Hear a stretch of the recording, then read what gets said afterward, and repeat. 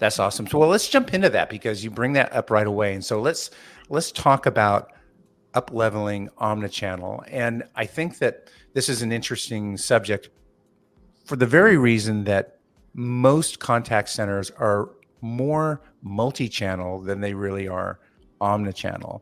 And maybe let's be real about this.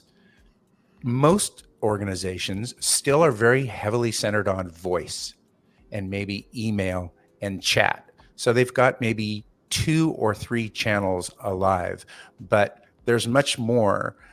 Social listening is big. Being able to communicate internationally, maybe through solutions like WhatsApp. Again, because you have this born and omnichannel view, Jay, maybe I was wondering how you could kind of take us through this omnichannel view and maybe how you see that going forward, what the future of omnichannel looks like. Yeah, I think the future says there's going to be more channels that we haven't even heard of yet, right? And so the ability to adapt and grow with that has been really a strength for Sprinklr. You mentioned global. Indeed. I mean, there's WhatsApp, WeChat, Line, Viber, KakaoTalk, Apple Business Chat, Google Business Chat. And I think one of the challenges that we see our customers face before they come to Sprinklr is that they actually want to do fewer channels because they think more channels is going to be harder. And it shouldn't be, right? It should be a view of almost being channel lists, which is, I just want to communicate with my prospects and customers on the channel of their choice, not forcing them into your stream. And so I think that is really the bar that should be out there. And then the other thing that we find is that there is a preconceived notion that voice is always going to be better, that you're going to have a higher CSAT score, for example, with voice. And with some of our largest customers, with some of the most complex set of SKUs and products and technological challenges when they do customer service, have up to 5 points higher CSAT score on digital, right? And even automated through bots. You can really have a world-class, unique experience through digital channels these days if you pick the right provider.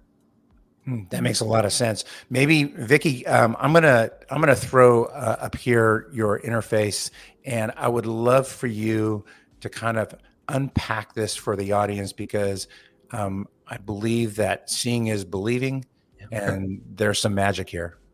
Yeah, absolutely. But before we get too deep into this, I just wanted to bring up a specific point. So there's a logic behind this. We kind of talk about how this is kind of better for the business, or like sometimes we think of a voice phone call might be better for a customer.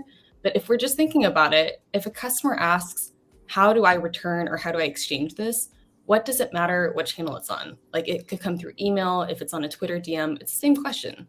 So why separate your agents by channel if they have the skill to answer that question regardless of the channel? Yeah, so, that makes perfect sense.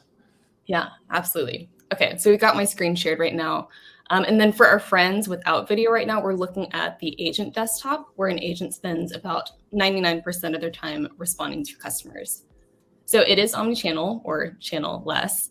So meaning all of this past conversation history is in one easy pane for the agent.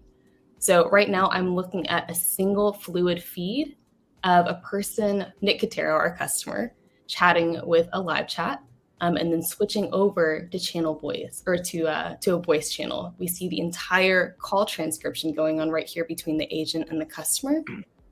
And then at the very end, the customer asks, hey, can you send me an email summary of everything that we talked about? Absolutely.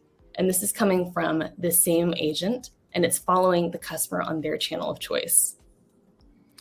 So Vicky, like this, excuse me, this concept of channel elevation, channel escalation happens fluidly in one screen for the agent. So it's a single pane of glass. You got it. Yeah, and Frank, when we talk about the summarization as well, it's the entire conversation. It doesn't say, well, this is what you said on the phone, and this is what you were doing over in live chat, and this is what happened in the DM.